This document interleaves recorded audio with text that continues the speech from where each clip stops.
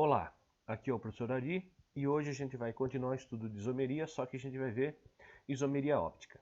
Bom, como o próprio nome já diz, isomeria óptica tem a ver com a luz. Então, no caso, é o comportamento de uma molécula através do quê? De o que ela é capaz de fazer com a luz. Então, se eu pegar, certo, uma solução com uma molécula, certo? Qualquer, como que eu vou saber se ela tem isomeria óptica ou não? Bom, primeiro eu pego uma fonte de luz, certo? Passo por um polarizador. O que é um polarizador? É geralmente um filtro que faz com que os feixes de luz saiam numa mesma direção, no mesmo plano, certo? E aí, a hora que eu passo por essa solução, onde tem moléculas, né, que deveriam ser ativas, elas vão fazer o quê? Vão causar um desvio nesse plano. E quando essas moléculas causam um desvio no plano de luz, eu tenho uma isomeria óptica, certo? E, dependendo do comportamento da molécula, esse desvio vai ser para a esquerda ou esse desvio vai ser para a direita, certo? Então, eu posso definir isomeria óptica como sendo a diferença entre substâncias de mesma fórmula molecular com atividades ópticas diferentes. Ou seja, vão inclinar a polarização de uma fonte de luz ou para a esquerda ou para a direita, tá? Certo? Existem dois tipos de desvio. O desvio para o lado direito é chamado de isômero dextrógeno, de destro, né? E desvio para a esquerda, isômero legívoro, certo? Tá? Então, D para a direita, L para a esquerda, certo? Então, a isomeria óptica seria a capacidade que uma molécula tem em desviar um feixe de luz em um plano previamente polarizado, tá certo? Bom, agora que a gente definiu isso, como que a gente descobre se vai ter ou não? Por causa de um carbono especial. Esse carbono especial recebe o nome de carbono quiral, certo?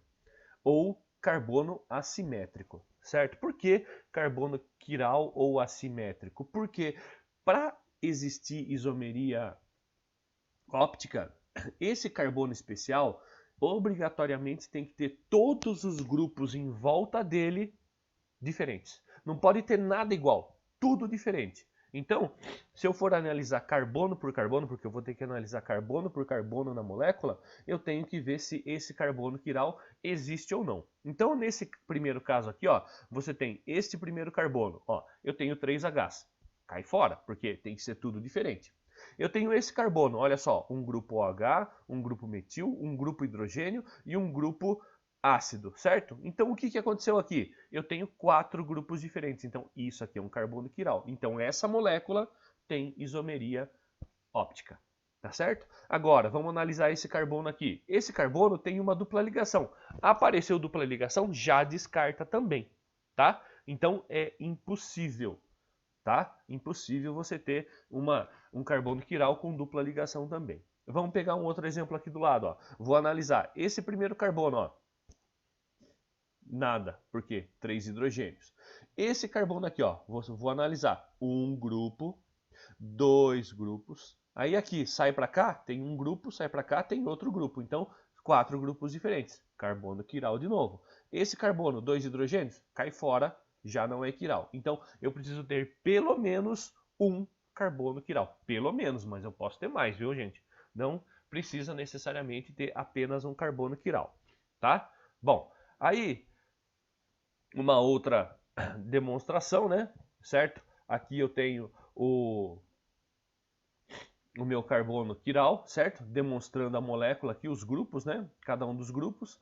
E se eu for analisar, é como se eu estivesse olhando no espelho, né? Um vai fazer com que seja para a esquerda e outro conforme como se fosse para a direita, tá? Então é nesse jeito que a gente imagina que sejam as isomerias ópticas, onde, como se eu estivesse olhando num espelho, certo? A molécula, onde eu tenho essa inversão. Por isso que uma vai desviar para a esquerda e outra vai desviar para a direita, mas a molécula é exatamente a mesma. Apenas ela se apresenta como se fosse espelhada, tá certo? Bom, aqui agora, será que eu consigo descobrir quais são os compostos que apresentam carbono assimétrico ou quiral? Vamos lá, a primeira, olha só. H3 cai fora, H2 cai fora, H2 cai fora, H2... Opa, então a primeira não tem, certo? A segunda, H3 cai fora, H2 cai fora, H3 cai fora. Mas esse daqui, ele tem coisas diferentes, não tem? Então vamos analisar. Olha aqui, ó, eu tenho um grupo etil ligado nele, eu tenho um hidrogênio ligado nele, um grupo metil e um cloro. Opa, então isso daqui é um carbono quiral. Então o 2 tem. Vamos analisar a 3 agora? Ó, CH3, CH2, CH2, CH3 cai fora. Sobrou esse carbono do meio. Então vamos analisar o que eu tenho aqui. Aqui eu tenho etil. E aqui eu tenho etil também. Opa, são iguais. São iguais, já cai fora. Pode esquecer. Lembra? 4 grupos diferentes. Agora aqui, ó. CH3, CH2, CH3 cai fora também. O que sobrou? Esse daqui. Aqui é metil, aqui é metil. Opa, metil com metil são iguais. Cai fora também. Não tem carbono quiral. Agora, vamos dar uma olhadinha nesse último aqui, ó. Nessa letra 5 aqui. Olha só, eu tenho CH3, CH2, CH2, CH3, CH3. Só sobrou um carbono ali no meio, né? Vamos analisar ele? Olha aqui, eu tenho etil desse lado, metil desse lado, etil desse lado. Opa, 2 grupos iguais, cai fora também, não é. Agora aqui, CH3 cai fora esse, CH2 cai fora esse, aqui dupla ligação cai fora também. Sobrou esse carbono para a gente analisar. Olha só, metil, álcool, hidrogênio e um grupo ácido aqui, né? Então, automaticamente, esse daqui também é quiral, certo? E no 7, vamos dar uma olhada se existe? H2 não, H2 não, H2 não e dupla ligação não. Então, apenas esses dois, certo? Aqui agora, vamos dar uma olhadinha. E agora? Quais são as funções que a gente está vendo aqui? Bom, se eu for analisar, eu tenho esse aqui é o oxigênio, né? E esse aqui é o hidrogênio. Isso aqui é o quê? É um álcool, né? Lógico. E aqui eu tenho uma dupla ligação com oxigênio no canto. Isso aqui é um aldeído. Então, aldeído e álcool. Fórmula molecular, fácil, né? É só contar quantos carbonos tem. 1, 2, 3, 4, 5, 6, né? Oxigênio, 1, 2, 3, 4, 5, 6 também. E o hidrogênio é só contar. Então, deu C6H12O6. Estou falando do que aqui? Estou falando de glicose, não é mesmo? E carbonos quirais? Quantos carbonos quirais eu tenho? Quais que eu acho? Esse primeiro aqui é quiral? Não, porque tem 2H. Esse aqui é quiral? Lógico que é, né? 1 grupo, 2 grupos, 3 grupos, 4 grupos. Ó. Tudo isso aqui grandão aqui é considerado um grupo, certo? Esse daqui é quiral? Olha só, 1 grupo, 2 grupos, 3 grupos, 4 grupos. São diferentes, porque aqui tem dupla ligação, aqui não tem dupla. Então também é quiral. Opa, mostrei o carbono errado. Aqui também é quiral, né, gente? Deu para perceber que é quiral. Esse daqui é quiral? 1 grupo, 2 grupos, 3 grupos, 4 grupos. Então eu tenho esses 4 quirais. Ah, por que esse aqui não é? Dupla ligação, né, gente? A gente nem precisa perder tempo com essa dupla ligação aqui. Então, nem esse são quirais. Ou seja, ao todo eu tenho 4 carbonos quirais. E aqui, como é que eu sei? Olha só. Tudo que tem dupla eu descarto. Ó. Então, descarto, descarto, descarto, descarto. Então aqui eu não tenho nada. Aqui eu tenho quiral? Sim ou não? Olha só. 1 grupo para cá, 2 grupos para cá, 3, 4. Opa, quiral. Aqui eu tenho quiral, ó. 1 grupo para baixo, 2 grupos para cá, 3 grupos.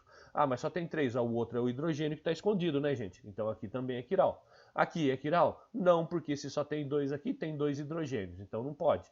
Aqui, 1 grupo, 2 grupos, 3 grupos e o hidrogênio escondido. Também é. Aqui, 1 grupo, 2 grupos, 3 grupos e o nitrogênio escondido também. Certo? Que mais? Aqui não pode porque tem dupla, tem dupla, tem dupla. E aqui? Aqui será que é? 1, 2, 3 e o hidrogênio escondido. Aqui também é. Aqui tem dupla, não pode. Aqui tem dupla, então acabou. Então ao todo eu tenho quantos carbonos quirais? 1, 2, 3, 4, 5 carbonos quirais.